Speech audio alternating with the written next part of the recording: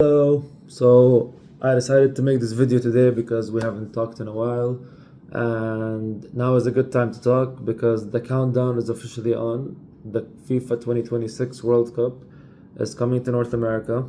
It's coming to Houston, where I am, and it starts in a few days. It's gonna be across the US, Mexico, and Canada. It's the biggest World Cup ever in terms of teams participating, in which this time it's 48 teams instead of 32. And all this starts in a few days. And, 48 teams, over 100 matches. It's going to be very exciting. And Houston is one of the cities hosting it. So it's exciting times. And let me just talk about it in general for a little bit. So everyone is fired up because this World Cup is going to be with 48 teams instead of 32, and that's the first time that this happens.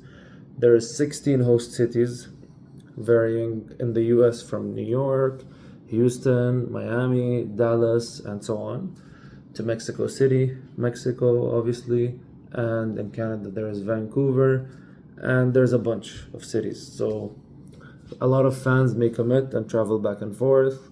There's gonna be people from all over the world across each country, so it's a very cool vibe. And the World Cup honestly is special. It's one of those things that brings people together, whether you like soccer, football, or you don't like it. And even people who don't watch football, like, you find them tuning in during the World Cup. It's a special feeling. The music, the culture, the shopping, the whole vibe, people tuning in. Now, I know that this World Cup has had a lot of people talking, but here's how it goes. This World Cup, the first game is going to be in Mexico City, between Mexico and South Africa, and the final is going to be in New Jersey. We don't know who's going to be in the final. I'm personally hoping it's Portugal because I really like Cristiano Ronaldo. Now let's get local. Houston is going to be hosting 7 games, including knockout games, and Houston has a huge role in this because its NRG Stadium is one of the biggest stadiums in America. And the city is expected to host a lot of people. 500,000 visitors are expected to roll on through Houston. And there's already many things that have been announced that's going to happen for the World Cup. There's going to be a FIFA fan festival for the entire month of the World Cup. And as far as I know, it should be free, which is very cool. There's going to be a march for the Netherlands-Sweden game. So Netherlands fans are famous for wearing orange and having marches all across the cities they're in. So as far as I heard, June 20th, I believe, when Netherlands plays Sweden, they're going to have a march for the Houston people. It's going to be from Rice University all the way to NRG Stadium where the game is. So that's an hour walk. Should be fun, should be nice. And whoever plans on going, 2 things: wear orange and be ready to walk a lot. So Houston, I think, is going to do fine, hopefully, in the World Cup, being a host city. I mean, Houston is diverse, it's close to Mexico, so I think it does have what it takes to be a good host city, hopefully. And I think, it's going to be a cool vibe, if you walk here across Houston or in America in general, but I think especially Houston, given that it's already diverse before this World Cup starts. And when the World Cup starts, you're going to start walking across the city hearing Arabic, Spanish, English, German, Japanese. So I think it's going to be a cool vibe. And, I know that this World Cup has made a lot of people talk. Like, I talk to people from the Middle East and Europe. Everyone's expectations are not the highest, given, everything going on. But at the same time, I think the World Cup in itself is so special that it brings people together. It creates somewhat of a good spirit in general, takes people's minds off of whatever is going on. So I think it should be good. Now, I know time difference is a major concern for many people. But it is the World Cup. It's once every 4 years. So I hope everyone can get to watch the games one way or another. Now, the big part that made everyone talk is that attending this thing is not going to be cheap. Some tickets, it's ridiculous. It's reaching tens of thousands of dollars. I know compared to the last World Cup, because I went to the World Cup in Qatar, that was much more affordable, especially if you live in the city, in Qatar, in the country. I remember the buses were free, the trains were free, and the organization, the security, everything was perfect.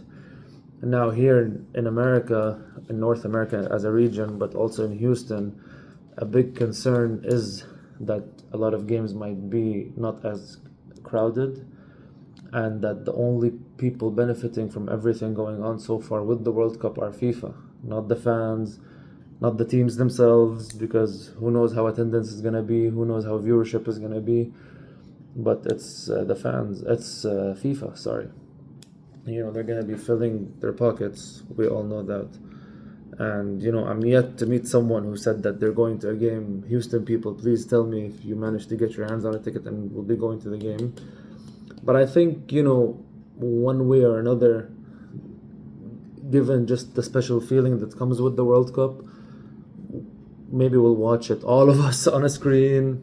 Maybe we're all gonna enjoy it just being there. But in terms of affordability, that's a big concern for many, many people. The tickets are reaching tens of thousands of dollars. In terms of organization, it's also kind of messy. Like, you have a lot of games midweek, 12 p.m. A lot of people are at work. How are you going to make that happen? So, there is a bit of a logistics issue. But like, a lot of people have criticized FIFA for that. Like, they're going to be filling their pockets left and right. Meanwhile, the fans aren't guaranteed the smoothest experience. Another issue is visas, especially to the US. A lot of nationalities are unable or worried to get a visa to come to the US for these games. So, and I guess to some extent, same goes for Canada. I think Mexico is a bit easier to get the visa for, so maybe that's a better alternative for a lot of people. But the US is hosting a big number of games, and it's included big teams like Brazil, Portugal, so on and so forth. So it's gonna be tough for a lot of people to come, even if they can afford it, just out of immigration status or citizenship, which is another thing that makes it too corporate, too political for this World Cup compared to other World Cups. Another concern is security. No one knows how organized this thing will be, what can happen, what can't happen. US, Canada, and Mexico, there is, yes, there is pros, but also there is cons. One issue is security as a whole in everyday life. So nevertheless, when such a big event is happening, so we hope, the cities are ready and everyone is ready, and, everyone just enjoys the beautiful sport that's football. But there is these concerns. As a whole, I think one way or another, hopefully the positives will outweigh the negatives. I think nevertheless, some of the world's best football players are going to be in this region, in North America.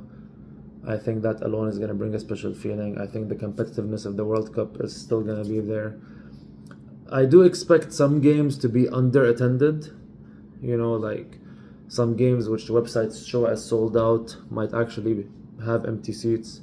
And that's just, tickets were sold God knows how. Maybe it was sponsors who didn't show up, black market who, overestimated how much they can resell for. Now, another thing is tickets prices may go down. Closer to game days, tickets prices may go down, especially if the demand is low. But at the same time, back to the same thing, like if someone is outside the country, it's not going to be that easy for them to come, not just booking a flight, visa, worrying about getting here and so on and so forth. So it is not the most convenient, but this can be either really good and it really turns out to be the greatest World Cup given that it has the biggest number of teams, or it can be just something that FIFA overestimated and made too big, too corporate, too exclusive, and took away the game from the fans. So let's see what happens. But yeah, exciting times. The World Cup is 9 days away. Please like, comment, and subscribe. Let me know who you think is a favorite to win the World Cup. Houston people or North America people or whoever, let me know if you're going to any of the games. Let me know which game it is, and let's see how the World Cup goes. I plan on doing content in the World Cup. I want to go to the fan festival. Hopefully I get to one way or another. Let's see what happens. Maybe we go to a game. The Orange March, Netherlands and Sweden, that's also on my list. So hopefully some cool videos coming up on the occasion of the World Cup. And hopefully it's a great World Cup. Let me know in the comments who you're rooting for this World Cup, and see you in the next one.